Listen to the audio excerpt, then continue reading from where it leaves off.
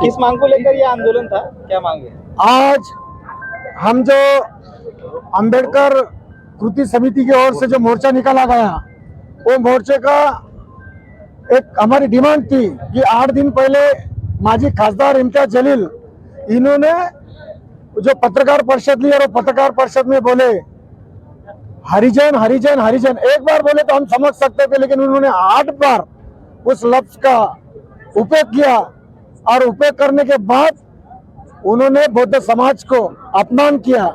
क्योंकि 2017-18 का supreme court का जजमेंट है, वो जो बता रहे थे वो भी बताना नहीं चाहिए, वो कागज पे बता रहे थे जो हरिजन हरिजन हरिजन बोलना भी और हरिजन जो दिखाना वो भी गलत है। क्योंकि बाबा साहब अम्बेडकर ने गांधी जी को बोला था कि आप हरिजन नहीं बोलना चाहिए, अगर आप हरिजन बोलेंगे कि आप क्या दलित की औलाद है, ये उनको संसद में बोला था गांधी जी को। तो उसका बैन 2017 में सुप्रीम कोर्ट ने बैन की, वही लफ्ज खासदार इम्तियाज जलील ने यूज किया। उनकी मगरूरी इतनी है कि उन्होंने हमको लगा कि 8 दिन में वो माफी मांगेंगे, मेरी गलती हो गई वो बोलेंगे, लेकिन अभी भी उनका जो तकब्बुर है, उनमें जो वो मगरूर है, उन्होंने उनका मगरूर पर अभी भी नहीं गया।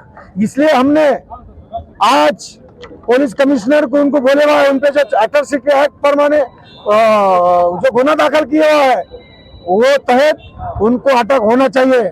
अगर वो अटक नहीं करते हैं तो हम मोर्चा लेके अब पुलिस कमिश्नर पे आएंगे, लेकिन पुलिस कमिश्नर ने कहा 1-2 दिन में हमारी पूरी कार्रवाई करके हम इम्तियाज जलील माजी खासदार को अटक करेंगे, ये हमारा शब्द है। सरकारी दफ्तर में भी नाम लिखा हुआ है, डॉक्यूमेंट में, क्या उसके लिए भी आप चेंज वो करेंगे? हमने 2 दिन में बॉम्बे में जाके मुख्यमंत्री, दोनों मुख्यमंत्री उप मुख्यमंत्री साहब से विनती करने वाले हैं। जो शब्द है वो गलत है, वो जो शब्द पहले विड्रॉल होना चाहिए। हम हमारे अंबेडकर कृति समिति की ओर से वो हमारी डिमांड रहेगा। कितनी संगठनाएं मोर्चे में थी और कितने लोग थे? अंबेडकर समाज के जितने भी संगठन है, आरपीआई है, वंचित है, और आरपीआई के जितने भी गट्स है, पूरे गट्स के पूरे कार्यकर्ता नेतागण आज के जलसे में पूरे आए थे। आपका नाम? मैं अरुण बोल रहा, एक अंबेडकर चळवळी का कार्यकर्ता।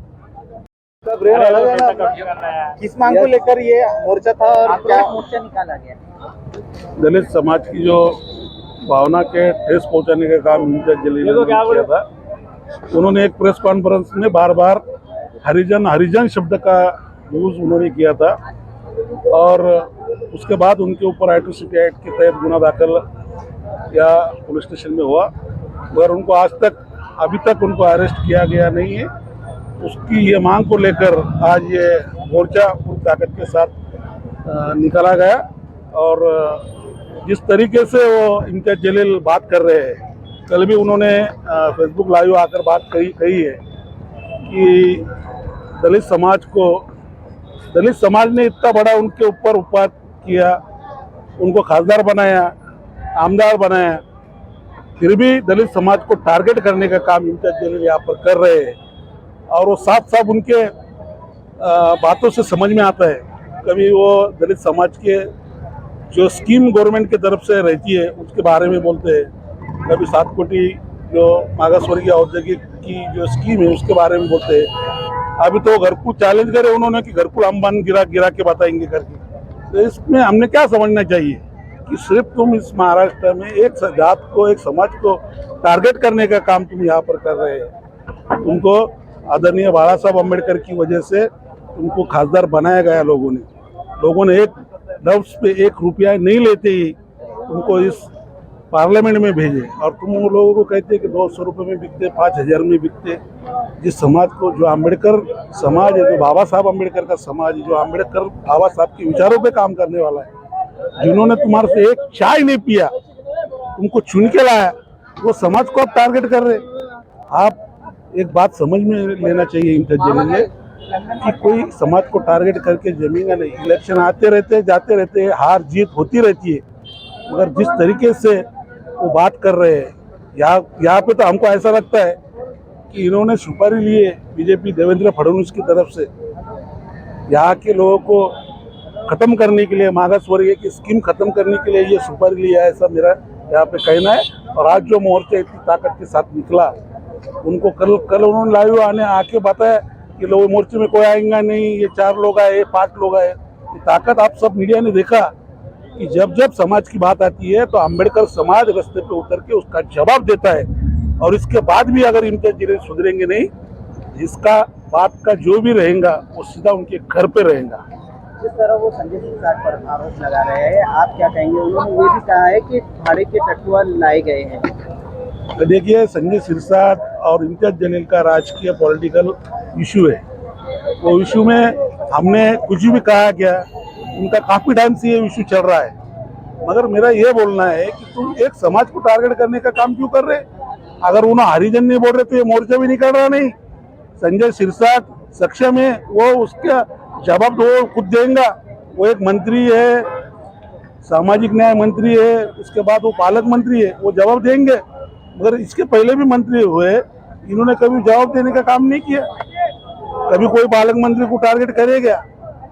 अरे भाई, आप जो बीजेपी से देवेंद्र फडणवीस से सुपारी ले रहे और तुम संजय सिरसाट को क्यों नहीं होती और उनको तुम टारगेट कर रहे हो? बीजेपी से कहने पे कह रहे, ये मैं कह रहा हूँ, जो सुपारी लेके तुम काम कर रहे हो, तो आप क्यों कर रहे हैं सुपारी लेके काम किसी को टारगेट करने का? रहा सवाल इन दोनों के झगड़े में हमको कुछ लेना देना नहीं है। मगर तुम समाज के खिलाफ जाओगे या समाज को कुछ बोलोगे तो हम आपकी जगह आपको बताएंगे।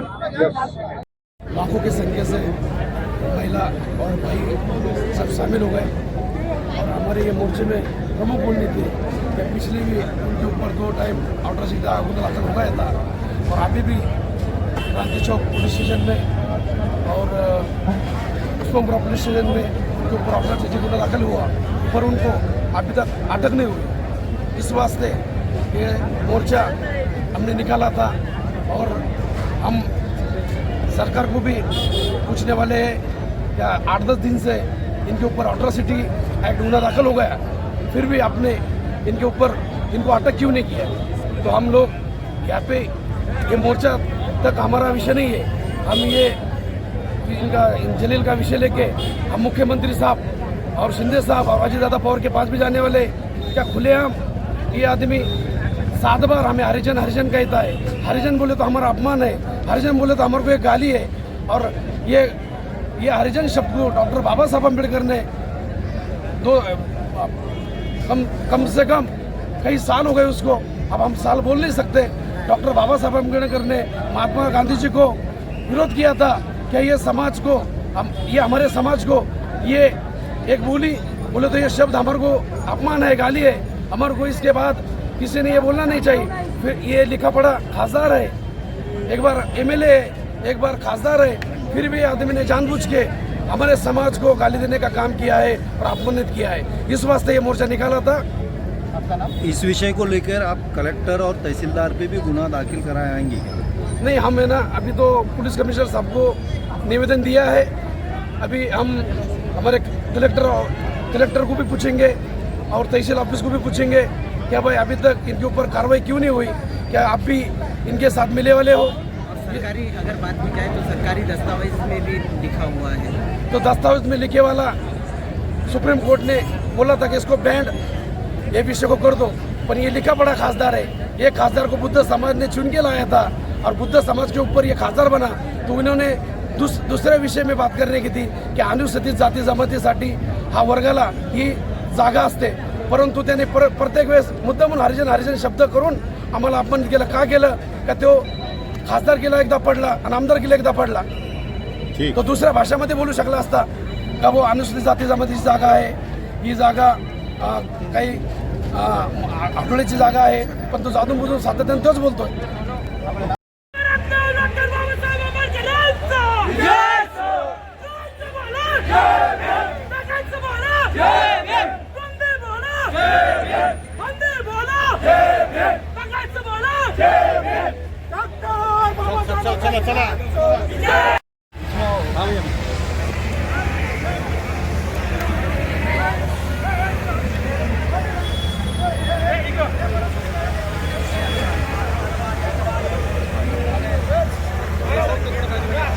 भैया भैया भैया सड़क जे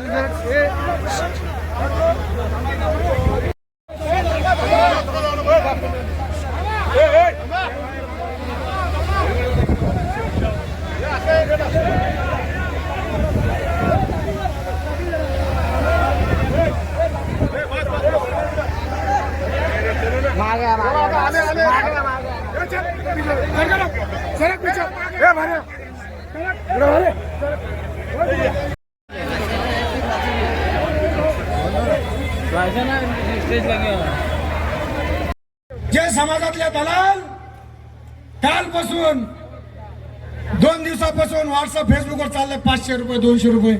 अरे हे समाज एवढा बी भिकारी नाही राहिला.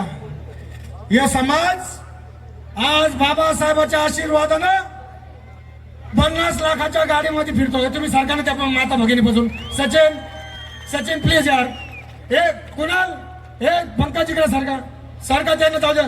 जिनेबाई म्हणून आवाज द्यायचा आहे का?